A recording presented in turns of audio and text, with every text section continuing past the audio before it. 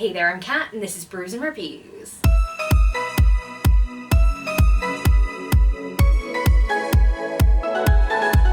So recently my friend made me watch Hazbin Hotel, and I marathoned it in one night and then couldn't get the songs out of my head. They're still in my head. So I decided I was going to come up with a tag video, and that's why we're here today. So since these songs are just going round and round in my head and I can't get them out, they live there rent-free now, I thought I'd make this tag out of like a random line from each of these songs. Not each of the songs, there's only 10, but you get the picture. Question number 1, Happy Day in Hell. Something tells me that today will be a happy day in hell. This song is sung by Charlie, who is this relentlessly positive character, very Leslie Knope-esque. So for this question, I want you to name a relentlessly positive or sunshine character. To answer this myself, I picked Evie Sage from The Assistant to the Villain. Now this book follows Evie Sage as she becomes the assistant to the villain, your very standard grumpy fantasy villain, and she's the sunshine positive character that is his perfect foil. I really enjoyed this book. It's very fun, and I really liked Evie's attitude, so she was kind of perfect for this answer. Question number 2, Hell is forever.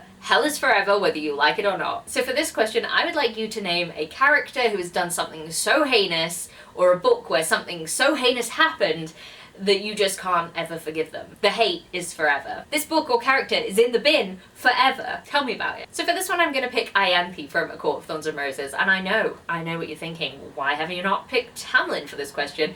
I just feel like there's a redemption arc on the way. There was never any redemption with Ianthe. She was just a bitch. Question number 3, Stayed Gone. It's been 7 years. Tell me about a book that it feels like you've been waiting 7 years for. You may actually have been waiting 7 years for it. For this one, I'm going to pick the 3rd book in the 6th World series by Rebecca Roanhorse, because the 2nd book came out ages ago, and I just feel like this one has sort of taken a backseat to her other work, which is fine, because I know a lot of other people like them. I really need to try out her other works, but I'm in this series, and I really want to continue with it, and the 3rd book is never coming, and I think there's also a 4th book, so the 4th book is definitely not coming, so I just feel like I've been waiting for ages for it. But yeah, this book is great. Question number 4, Respectless. You're long past trendin. Name a book that you love but seems to be out of trend and nobody seems to talk about. So for this one, I'm going to pick Hold Back the Tide by Melinda Salisbury. This book is about a lockkeeper's daughter who is forced to live with her father, who is also the murderer of her mother, until she can save up enough money to run away. And her and her father's job is to monitor the lock. And something strange seems to be going on with the lock, and she keeps thinking that somebody's watching her. And I don't really want to say anything more about it, except it's the exact type of horror that I love. I really enjoyed it, and I feel like more people should read this book. Question number 5, Poison. I know it's poison. You're feeding me poison. For this one, I want you to name a guilty pleasure or a book that is not the best written, but you love it and you just keep going back to it. And for this one, I'm gonna pick A Court of Thorns and Roses, because I have a lot of this type of book that are not the best written, not the best anything, but I just love them and I keep going back to them. Specifically though, at this moment, my boss has just started reading this, so I've been talking about ACOTAR with my boss and she's enjoying it for the first time, and it's really making me want to reread it. So it's just like a guilty pleasure, isn't it? How many times I read this? Like, it's just terrible. I should just stop, but I'm not gonna.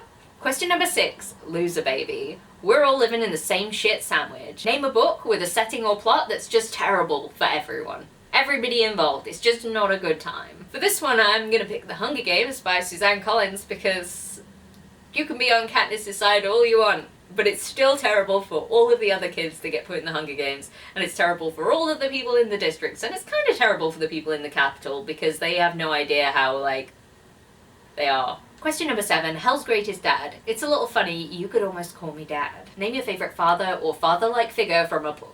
So for this one, I'm going to pick Jane Gromack from Ravenheart by David Gemmell. Now, this is the 3rd book in a series, so I won't go too much into detail about this, but he's this kind of flawed hero, a giant of a man, and I can't describe it properly because I haven't read this book for such a long time, but if you look on the Goodreads review for this book, Jane is basically everybody's favourite character in this entire 4-book series, and he's a father figure to the other main character in the book, and it's just really good. It's really good. I can't say anything more about him, because the only thing that's coming to mind right now is spoilery, and I can't say that, but he's great. The best character in this entire series. Question number 8, You Didn't Know. What are we even talking about? Name a book that you read and can't remember anything about. So for this one, I'm going to pick Final Girls by Riley Sager, because I read this book a couple of years ago now, and all I can remember is what I originally thought this book was about. but not actually what it's about. Like, it's not actually about vinyl girls, I think. I don't know. I really tried to remember and I don't remember. Guess it wasn't that memorable. Question number 9, out for love. You'll only stand a chance if you're out for love. Name a character that would do anything for love. I'm not going to explain this one because if you know, you know. Aelin from the Throne of Glass series. She would do literally anything for the ones that she loves. And finally, question number 10, ready for this. Have you ever wanted something that was so clear in your mind that you could taste it? You mean like the taste of human flesh?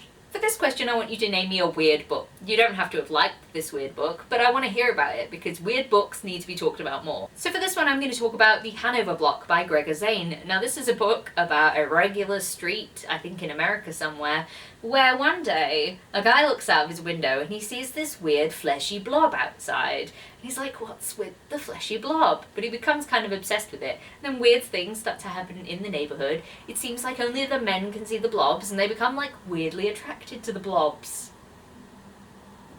It's just a lot of blob flesh.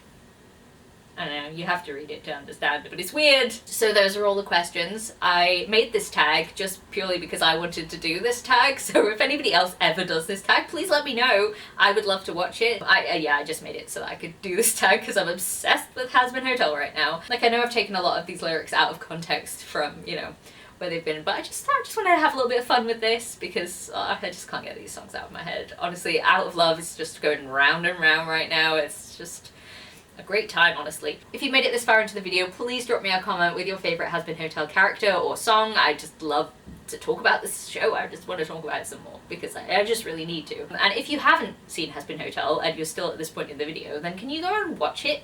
Because it's great and you should just watch it right now. And if you like this video, please leave a like, comment, subscribe, and I'll see you in the next one. Bye!